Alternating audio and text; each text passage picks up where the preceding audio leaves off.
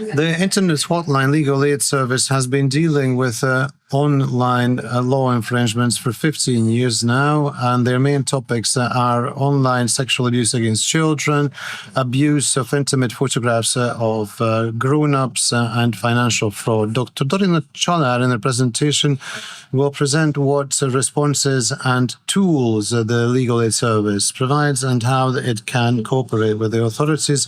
I would kindly invite the head of the Internet Hotline Department of the National Media and Infocommunication Authority, Dorina Csalár, to deliver her presentation. My most cordial welcome to everyone. I'm very happy to be here. I am Dorina Csalár, and I will talk about the Internet Hotline. Welcome, everyone. I'm glad to be here. My presentation will be in Hungarian, but I hope that you will understand it. Okay, so you have translation. Okay. Abuse in the online space, how does the hotline help? I would turn to the domestic experts. Who has heard of the Internet Hotline? That's a pretty good ratio. I'm very happy to see that and seldom see so many hands raised. Thank you very much for the contribution to the beginning of my presentation. I will do my best to keep to the allocated time. I thought I had 15 minutes, so I do believe I will generously fit inside 20. I divided my presentation into three: what the Internet Hotline is, who we are, and what we do. I'd like to talk about the highlighted phenomena that we see, and finally I would also talk about a toolkit, how we can provide help to those submitting a report and how we can cooperate with the authorities. Since I thought I had 15 minutes, I did not bring any case studies, but if I still have time, I might share with you a case that we managed with the help of the hotline. What is the Internet Hotline? If I have to simplify it, can you hear me properly? Because all I can hear is my echo. So we are an Internet information service provider and legal aid service. We are together here with foreign experts. I am certain that there is a hotline available in your country too. There is one in most every country. Predominantly, they have been established to fight child abuse and online sexual child abuse, so that this kind of content can be removed from the internet as soon as possible. Our hotline was established by the Media and Infocommunication Authority. This is a very special case because most hotlines are operated by non-governmental organizations. However, this operates within the framework of the authority. The main essence of our operation is that we receive information and reports on online illegal activity against children. We have been in operation since 2011, so we will be 15 years old next year. We have a 15-year experience, and we have over 21,000 reports. What's really good news in our job is that since last October, I don't know if the DSA Act is familiar to any of you, but we have become a reliable reporter according to the DSA, which helps our job and makes our job far more efficient. We see the 8 categories of reports that can be filed to us, and I do actually have a question to the audience. My question is the following. You can see the 8 categories on the slide. What do you think?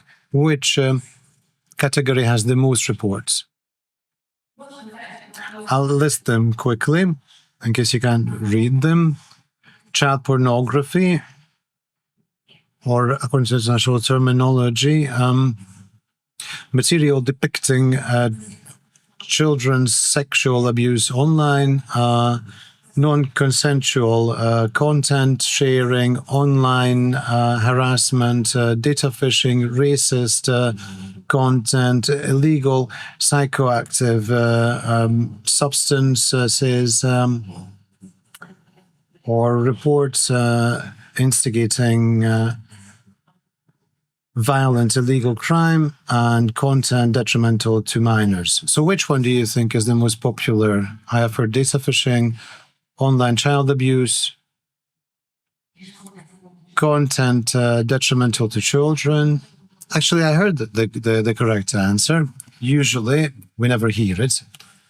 because this is the category of child pornography that we receive the most reports on since 2019. This year was no exception. And our top year was 2021 from this aspect. If you remember, this was the year of the COVID-19 pandemic, or one of the years of the COVID-19 pandemic, and this was seen in the figures. Over 5,000 reports were filed to us, and 4,066 out of that fell under the category of child pornography, 74% of all reports.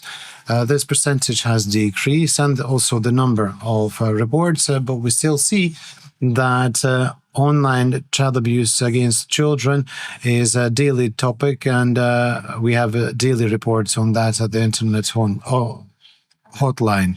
I would not refer to most other of our categories, but data phishing and child pornography are the categories in which we cooperate with the National Bureau of Investigation, and we also participate in the Cyber Shield program. If I should share with you in a simplified manner on how we work and how we manage the reports can come via email or in a printed form. Once we receive the report, the most important thing to us is that we need a URL where there is a content that we can examine. After that, my colleagues and I can decide on what course to take in our action. Our opportunities. As for our toolbox, I will give a detailed description of that, but we have multiple opportunities available. We can ask the reporter if it's a soft case, that they themselves report the content and protect their own rights at the given platform. In more serious cases, we establish a relationship or contact with the platform. Due to our reliable reporting status at the DSA, we can turn to most large platforms directly, and we can take efficient steps.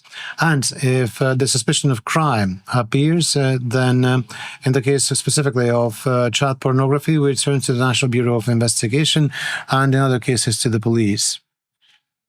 It's also very important that those filing reports always receive feedback if they provided their email address. So in a simplified manner, that's what the procedure looks like. In the case of online child abuse, I would like to say that the procedure is more special. We manage the case within 1 day. We have received training from Interpol, INHOP, and the National Bureau of Investigation how to examine these cases. So we have a very special procedure available for those cases. What have we experienced last year? 28% of the reports came in the category of child pornography. That was followed by non-consensual content sharing. And it's very interesting to mention here, because many ask me the question, according to which when we're talking about online child abuse and why children actually create sexual content themselves, then the answer includes that adults do the same. Since non-consensual content sharing under this category, we see an abuse of intimate photographs of adults.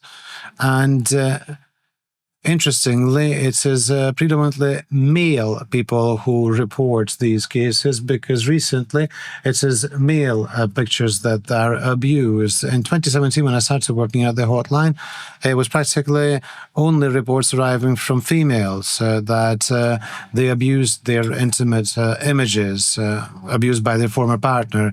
Now it has turned around, and this is intimate pictures of males that are abused. Let us now move on to the highlighted phenomena. I have made reference on what we come across. I don't know if we have heard this today, but we are celebrating the International Day of Child's Rights, or Children's Rights. The UN has adopted this. The agreement on that the convention on that is 36 years old now. So I would focus on children, or what they come across on the internet, and what we meet therefore at the Internet Hotline.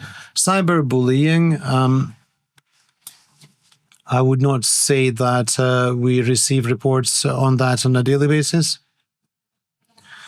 because the way we see it is that children do their best to resolve these types of problems themselves. If you observe statistics on this topic, then 1/3 of children if they are abused on the internet, do not indicate that to anyone. They don't tell it to anyone, which is a problem because children cannot resolve these situations themselves. And in fact, the proportion might even be higher than that.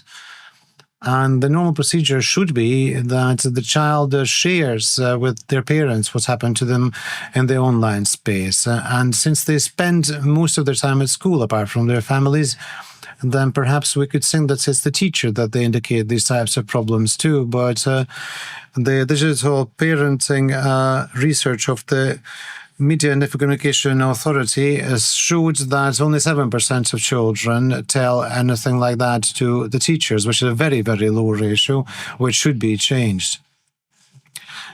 Anyway, we don't receive a lot of reports on the topic of cyberbullying. What we do come across is sexting and the consequences of sexting. When minors amongst themselves share sexual content and one of the participants abuses that, or when any images are circulated in a school group. What is also characteristic that we meet is grooming. This is the situation, the online BNetting on the internet when a grown-up tries to entrap minors, but let's call it grooming then. There's no Hungarian expression for that. And if the grown-up is more skilled, then they create a false profile. And in the case of the hotline, that doesn't always happen. They write to the minor using their own private profile. After gaining the child's trust, the objective usually is to entice some sorts of sexual content, an intimate or pornographic image from the child. And from a criminal perspective, this is very significant. Because in relation to child pornography, it's important to establish the fact that this is a pornographic image. After the perpetrator has received this image, what usually happens is that they start blackmailing, extorting the child, which is a case of sextortion. When in the possession of the pornographic image, they demand even more pornographic images, or in the case of final sextortion, they demand money from the child so that they do not share it with the friendship circle and family of the child. They have very subtle modus operandi available to do that. In the case of grooming and sextortion, we don't come across that every day, but every second day in the case of the hotline. So these cases are very prevalent. And I'd like to emphasize the fact that the phenomenon has appeared that they are targeting male children, because in the case of male children, they find them with financial sextortion. That's also an international trend, actually. The US MACNAC drew attention to that in their campaign, namely that male children are approached from female false profiles, trying to extort money out of them, very often successfully. What's also very important to emphasize, we're talking about two new phenomena, but they're not that new, actually, at least not in my field of expertise. They don't count as novelties. This is the situation when the child creates, upon coercion, sexual content on themselves and shares it. This is called self-generated child sexual abuse material in English.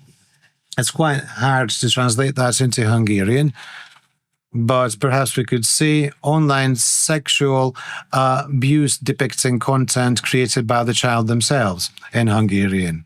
I delivered a presentation at a different conference this morning, and we addressed sexual content generated by artificial intelligence, because artificial intelligence has appeared in this area as well, and to a lesser extent in Hungary.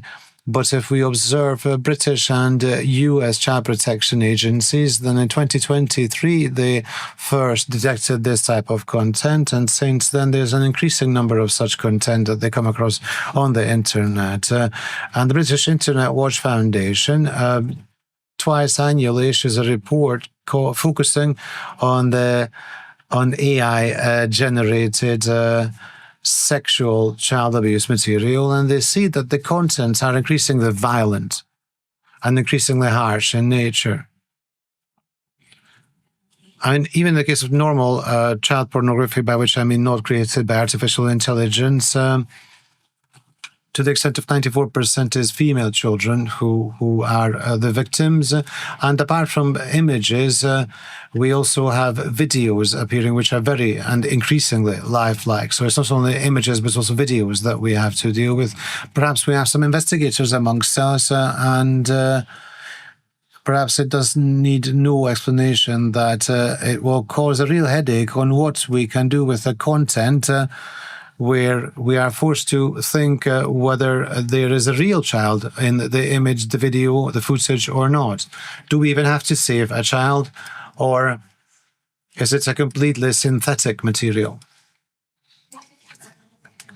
And a few other interesting cases. In the case of financial abuse partners, we work with the Cyber Shield, with the NKI and the National Bureau of Investigation, and internet violence. This is a new criminal category in Hungary. And in that case, we work with the Hungarian National Police, and they refer the material. This was a problem for us, an issue for us, because in the case of a completely new category, we had to map up on what procedure to follow if we receive such a report. How can we help? As I have mentioned, in the case of the suspicion of any criminal act, we have a one-day deadline. Otherwise, we provide feedback to the reporter within 5 days and take the necessary procedures. Obviously, in the case of reports concerning children, they enjoy a priority. And what's most important in our job is that we're a rather small team. There are 7 of us at the Internet Hotline. 7 may seem a very low number, but considering the fact that I started working alone in 2017 at the hotline, I must say that we have exponentially grown, and 7 is much more than 1. We are fundamentally lawyers at the hotline, and one of the most important aspects during the course of our job is to do away with blaming the victim.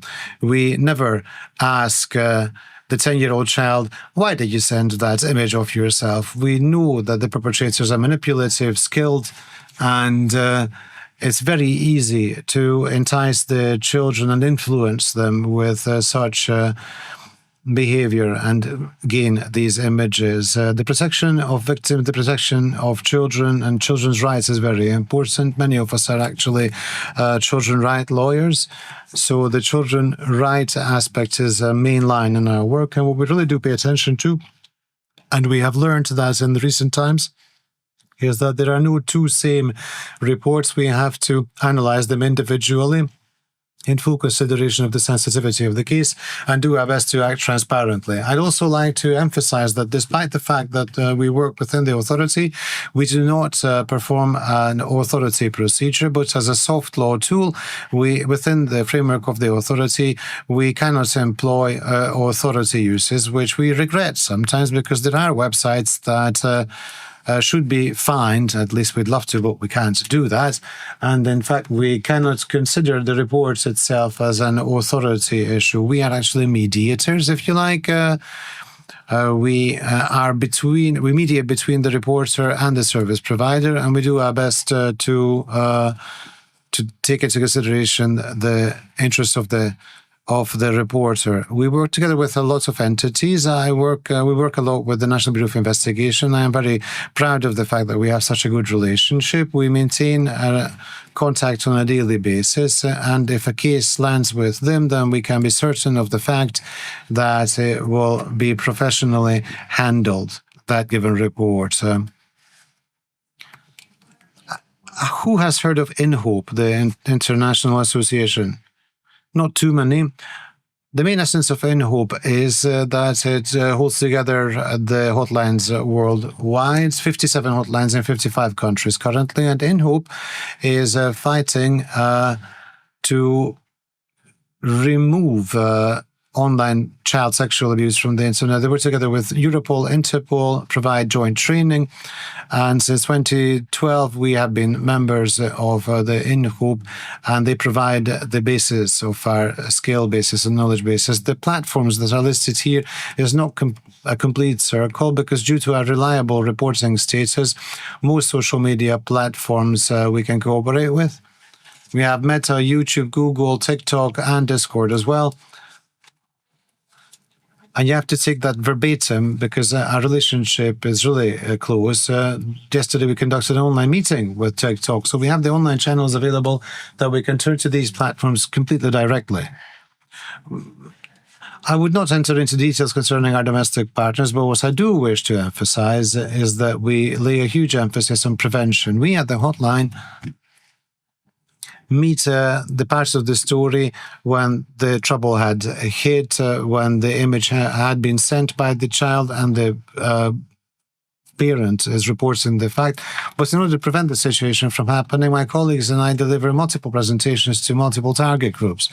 And what more often than not occurs is that, well, okay, but how can we gain access to children easily? Last year's experience showed that with influencer campaigns, you can truly gain access to children. Who has heard of Pam Dog? I'm turning to my Hungarian colleagues, obviously. I will not share the video, but the way you should imagine that is that when we play our Pam Dog campaign, then children start getting excited.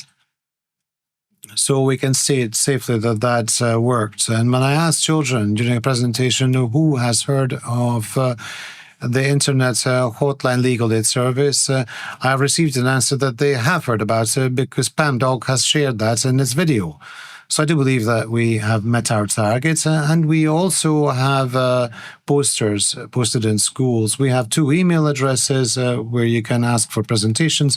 Here you can ask for the posters. I do believe I could keep to my 20 minutes allocated time. Thank you very much for your kind attention, and I will not share any case studies at this point. Thank you.